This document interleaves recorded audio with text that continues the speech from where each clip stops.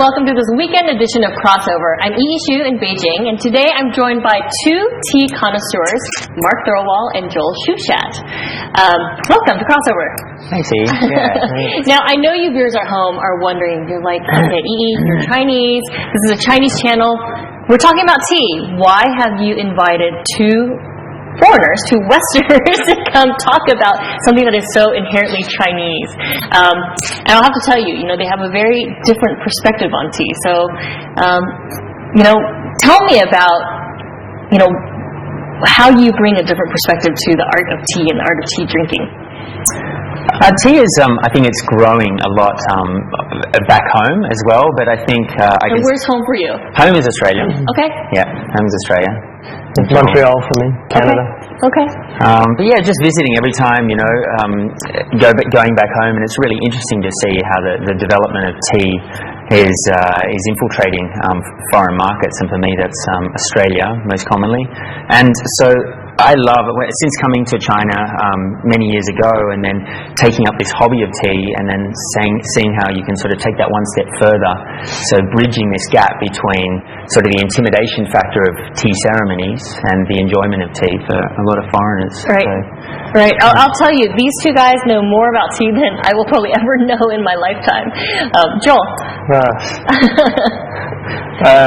For myself, it's been a bit of a similar thing, but just looking at how our cultures back home kind of interact with tea, and I guess you can see here there's quite an arrangement of different ways that we would show teas to people back home, and what they're used to and what we hope they can be used to based on our experience in China, and the teas that are available here are two different things usually. Right. So a lot of what we've done is kind of look at how to bridge that gap, and maybe some things aren't possible, and or maybe even take it back towards China. Some of the teas that people are experienced with back home might be something that people in China have an interest in as well. Sure. Obviously both of you have mastered the art of the tea ceremony. We see, Mark, you're getting started with this.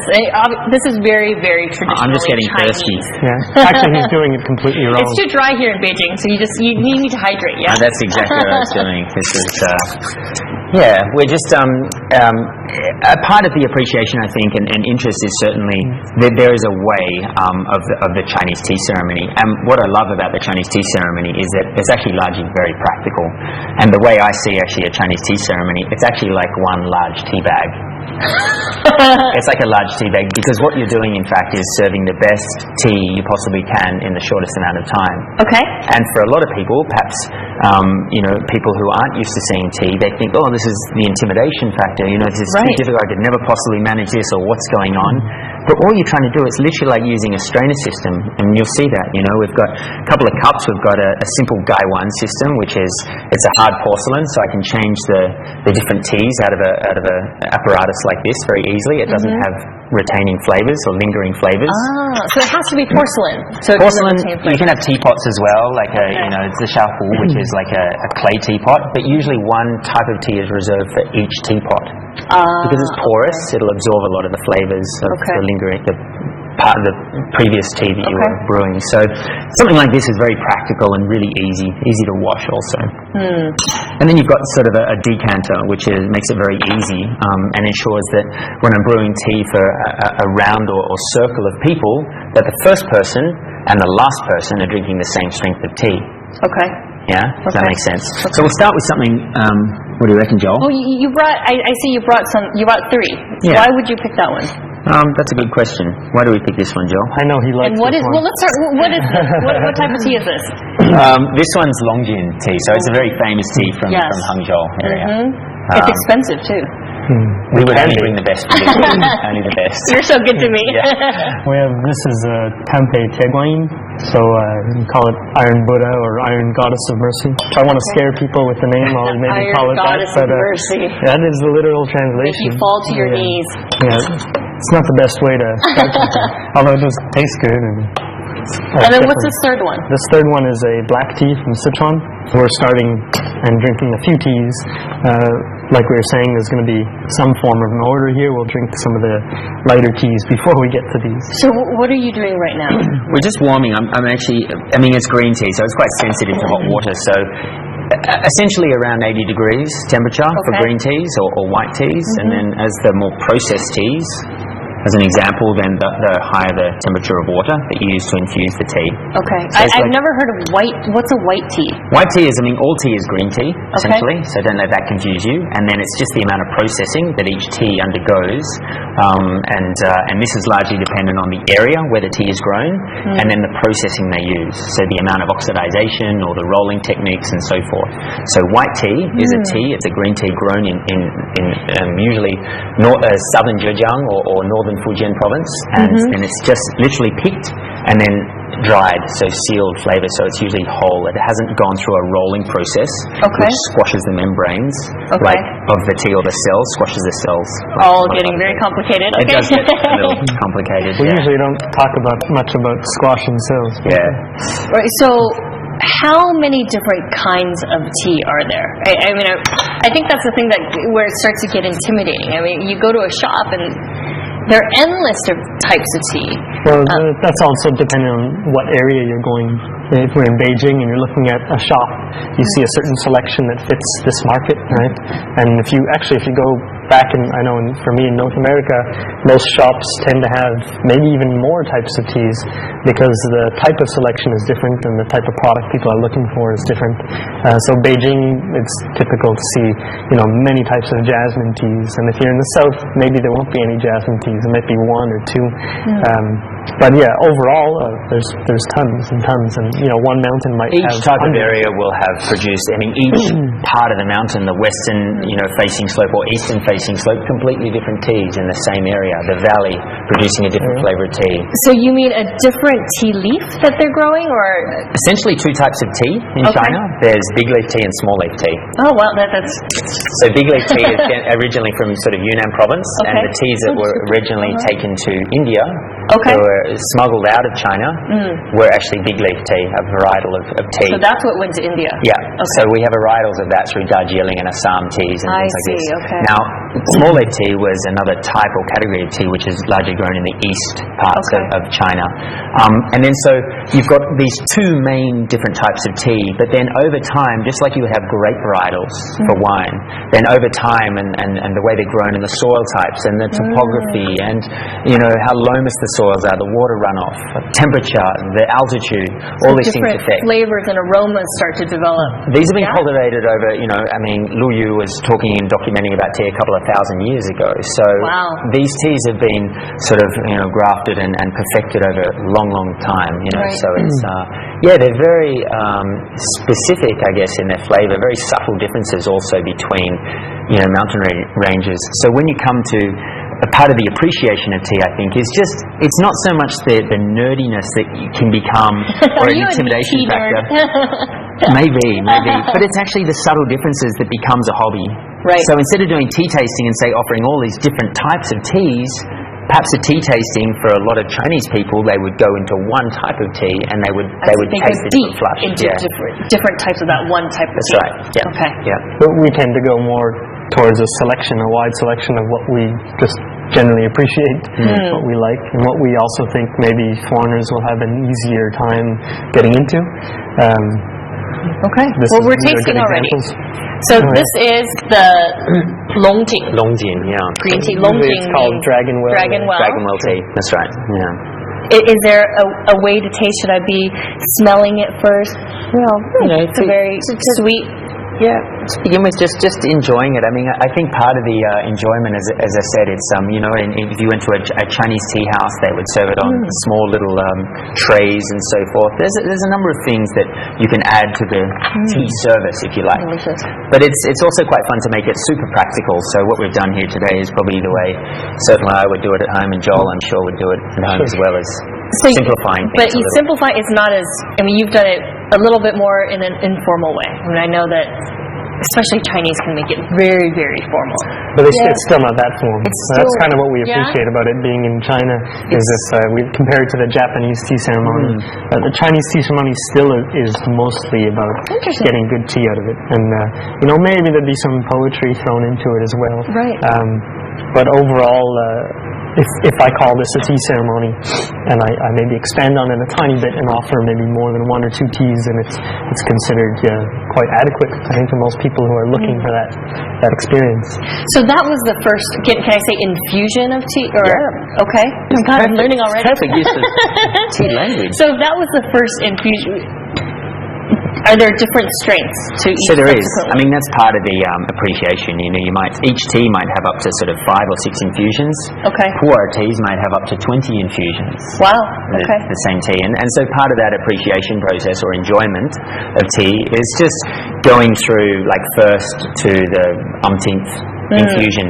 Now, with green teas and white teas, generally, it's all about knowing the source of where your tea comes from, but also when you have less infusions, generally you're not washing your teas. So the more processed the types of teas, you'll find that the first infusion will be a wash. And that's just basically, it's almost like washing your apples or fruit, really. Yeah, because I've seen some people actually throw out the first infusion. Well, with green teas, I tend not to do that, but if you're having a tea tasting, maybe with a shop or with someone who wants to be very strict about doing it properly, they might ditch that first infusion. But I also know some Chinese who would consider it to be very wasteful to do that as well. Sure. So they'll say, okay, you know what, each tea that you're making, just pour off the first one in my mug over here, and I'll... Right.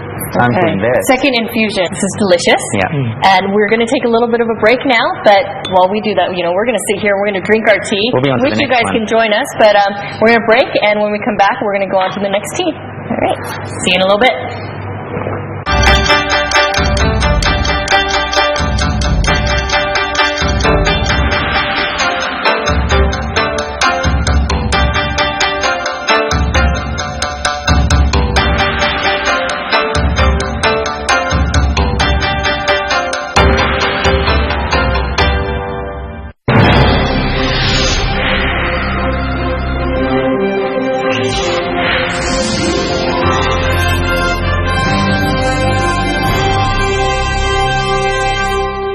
And welcome back to Crossover. So we've been tasting our Longjing green tea. Mark, what's next? Next is, what would you like to see brewed next, tea? I like this tea balls. Iron Goddess of Mercy. Yeah? Okay. Would that be, or I mean, it sounds very powerful. I knew you'd say that. If I think of if I think of wine tasting principles, and we actually did a wine tasting show, I know you go from lightest to heaviest. Should I smell and see? You should. You should, but Test me. definitely one thing I try to demonstrate to people is that, and it's a big difference in China versus the West, is you can't really get an idea of what the tea is. Where you can maybe have an idea of what it is, but certainly not whether it's going to be a really particularly good one or a bad one until you taste it, or at least smell it after it's been infused once, which is a very big difference from the West, where you have a tea shop, you'll walk in and they'll open up the container and you'll smell the flowers or whatever coming out. So here, I can show you that tea and you can smell it, but definitely you'll have to taste it here to get an idea. So that's your advice to everybody out there. If you go to a Chinese tea shop, you have to taste the tea. It, yeah. So what are you tasting for? When do you know a tea is not a good tea? That depends on, I think, your experience with each tea, and it's not so important, I think. I think the bigger detail is whether you appreciate that tea, whether you taste what you hope to taste in that tea. So it's all about, I mean, this tea might be a good one, it might be an expensive one, it might be a pretty cheap version of that tea, but you might have a lot of experience with drinking that tea, or you might not. And for each person, it might be a little bit different, right? Right. So everybody's palate is a little different. A little different, yeah. Okay. Once you get very experienced What's your favorite with one, tea? I have a favorite tea. I have a different favorite tea for different seasons. Oh, okay. Well, I knew it was going to be a complicated answer, Mark. Well, also, no easy answers here. the morning is different than the afternoon as well. Oh, okay. So I'm just curious, how many cups of tea do you guys drink a day? Several hundred. Come on. Sometimes I forget to drink tea all day, and I feel it at nighttime. Generally, most days Really? drinking You tea. feel it at night? What Because do I go you to feel at sleep night? like that.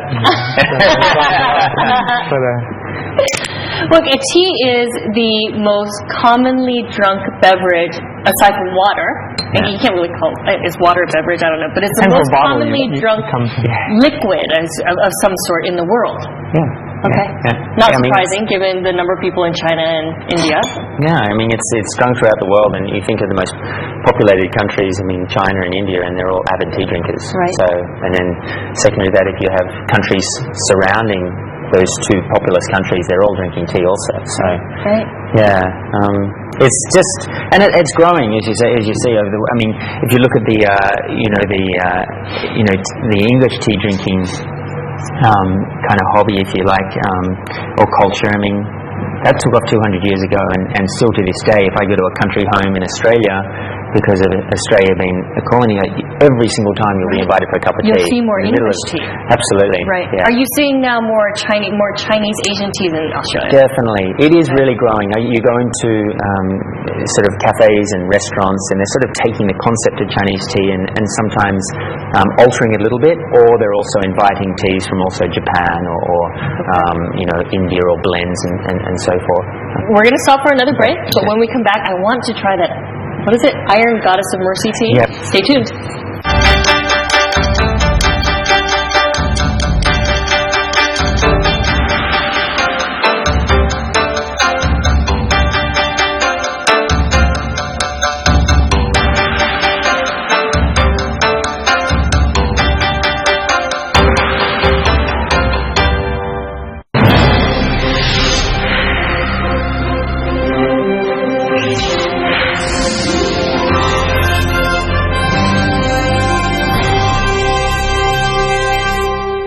And welcome back. So, Joel this time is going to do the honors with the Iron Goddess tea, the Tia Guan Yin. And while he's doing that, Mark, why don't you tell us a little bit about your personal connection with tea? Was there a pivotal moment for you? See, it was a pivot. It was quite a high moment. It was. I first came to China as a tour guide, and so I was bringing foreigners from all around the world to come and enjoy China at different levels and take them to different regions. And part of my training program was to arrive in Hong Kong, and the first place I came to do my training was in Huangshan in Yellow Mountain. And so we were taken there and taken up to this monastery. I was sitting up in this particular monastery, and I remember the monks came around with a particular type of fresh tea. I now know that it was Maofang cha, which is indicative of that region. Okay. And so just being served this cup of tea on this mountain, and it was just like those scrolls dictate just having these beautiful high mountains of Yellow Mountain. Yeah, the misty clouds kind of rising up on the valleys, and it was just an incredible experience and very memorable. And so literally from that day forward, I set upon myself to go and learn and study about tea. So whenever I had time off from taking groups around China, I would literally take myself off to tea farms and go to factories and learn as much as I could about tea. There's very limited materials on tea in Western literature, so it really requires you to... Why is that? I don't know. There's a real... It's funny, and I'm sure Joel would agree, but when you go...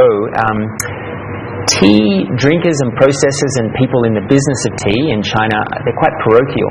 And so if I go to Fujian or I speak to a Fujian tea seller, they'll say, our tea is the best tea, and those guys making that poor stuff, they don't have any idea what they're doing. And then you go to Yunnan and you go into Sichuan and you go and speak to all the poor tea growers, and they're like, oh, this is the original tea. All those people in Fujian are, they're growing fluff. Right. They don't...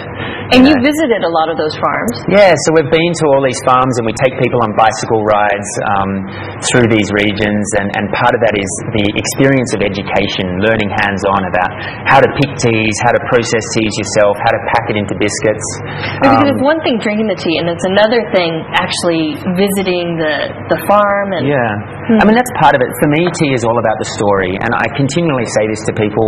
Tea is an expensive commodity, and it is quite rare in a way to produce these fabulous teas, and they're very labor intensive. And so it's not just about the money and so forth. It's really about the people who grow the tea, which area it's from, bringing sort of light and understanding the culture of those people, the minority group that may be that are growing the teas. Especially from travels in Yunnan and just meeting some of the people doing these types of... This is a tea brick? This is a pour tea brick, that's right. This is Okay. called a sheng cha. You can Show our open that up. viewers. Yeah. So this is a tea brick that we, when we took 20 bikers last year as part of a tours that we run through that area, exposing them to, the tea culture. Right. And so the bikers, people that weren't tea drinkers, not even tea drinkers, let alone tea makers, and we sort of got them off their bicycles and got them picking tea. So all this tea is, to give you an idea, 20 of us picking tea for around 2 to 3 hours to make one brick. 20 of you. Yeah.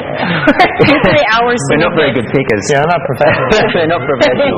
It gives you an idea. It really does, give you an idea. It's time consuming. It's time consuming. And these are the buds. So you go around each of the trees and you're picking off the top buds. Gosh. Now the women, they're largely a lot of women doing it, and they're more dexterous. They've got to pick off the tea leaf at a pace that is quick. If you're too slow in the way you pick off the top buds, they see the sap leaches into the top bud and it sort of taints the flavour of the tea. So you've got to be really quick, and you're working your way along the plants. The women down in Yunnan, they're so fast. You're watching them going, how did they do that? It was embarrassing. I came back with this tiny bud, and I said, look how much I've picked. And she's like looking at me, laughing away. Oh, these are All of a large sudden you're trees, feeling right? very, not so capable, huh? Not so capable at all. But it's part of the fun. Now this other tea brick in front of you is a small brick that we were able to do as well, which is part of the fermenting of tea. The tea is fermented. So they're the same tea. They're the same tea. Now this one has been. let's compare. Yeah, you can just look at the colour. Open them up. I'm really afraid I'm going to break one of these. Oh, they're designed It's okay. He can go back and pick more.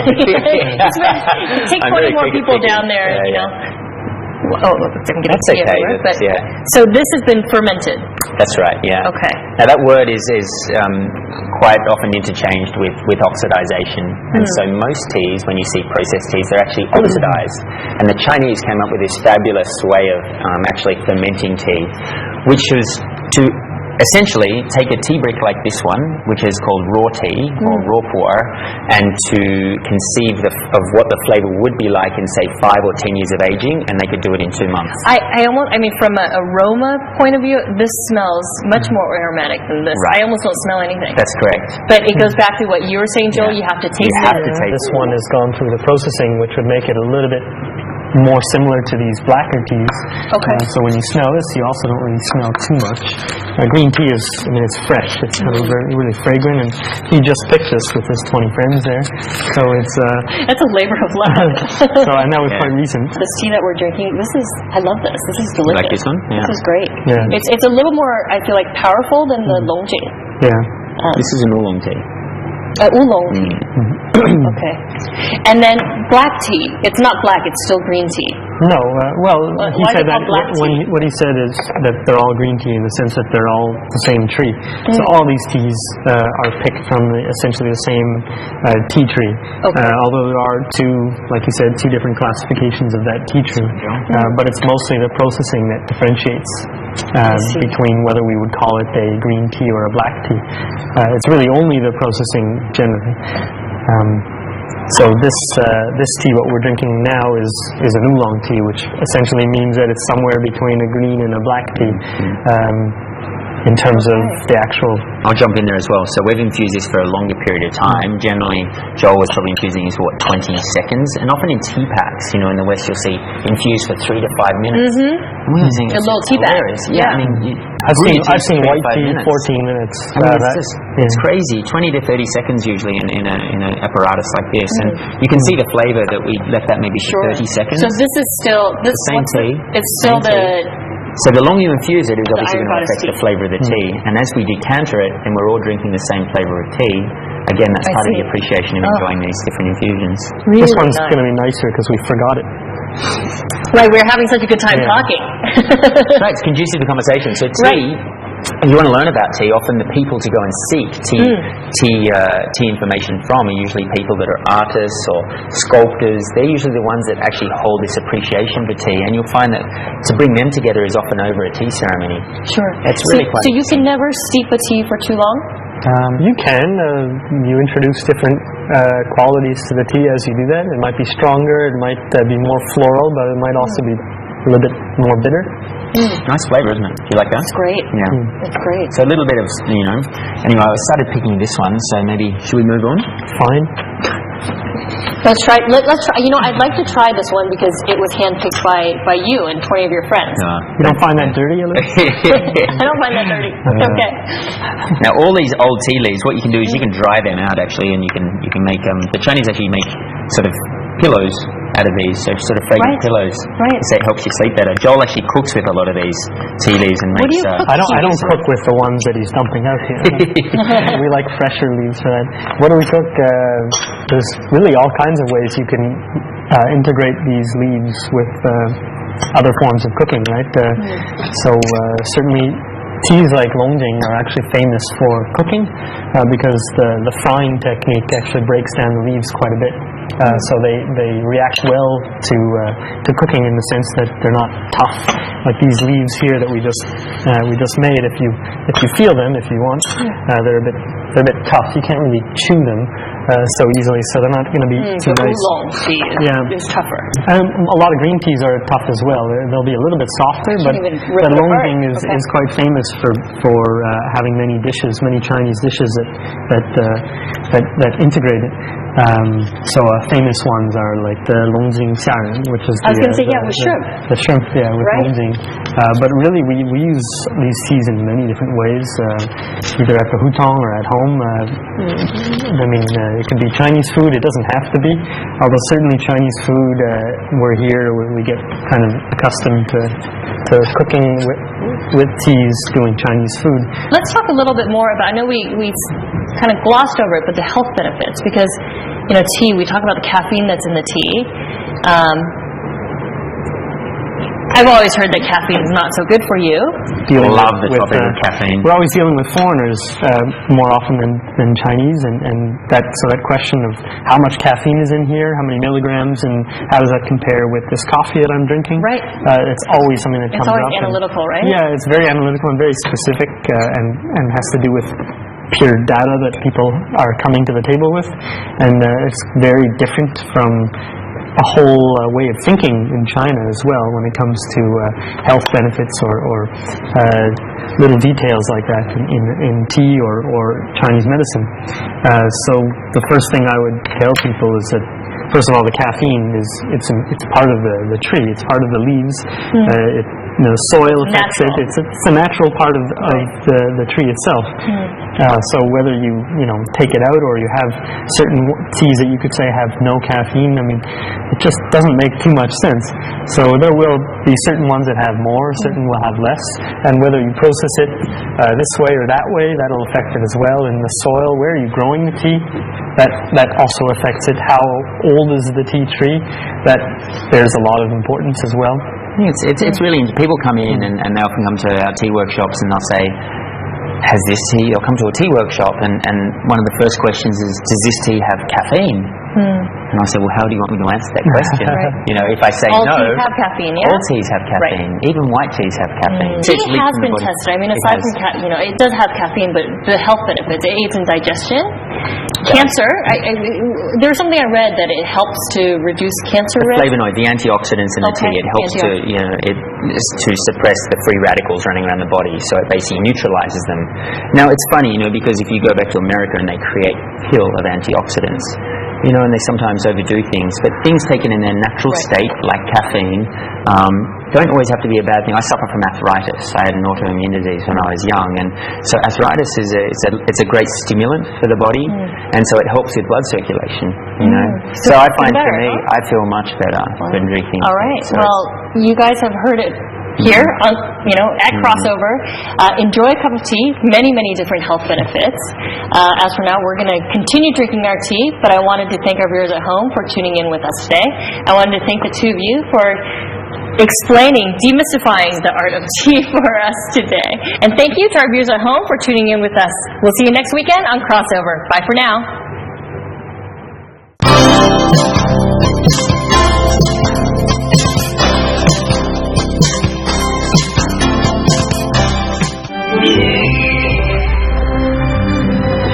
New shipping hub in Northeast Asia, reaching the world from Northeast China.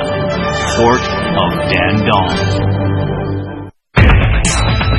CCTV News is an English-language news channel broadcasting 24 hours a day to a global audience. As the sole advertising agent for the channel, CTV Golden Bridge uses its professional expertise to connect Chinese enterprises with millions of viewers around the world.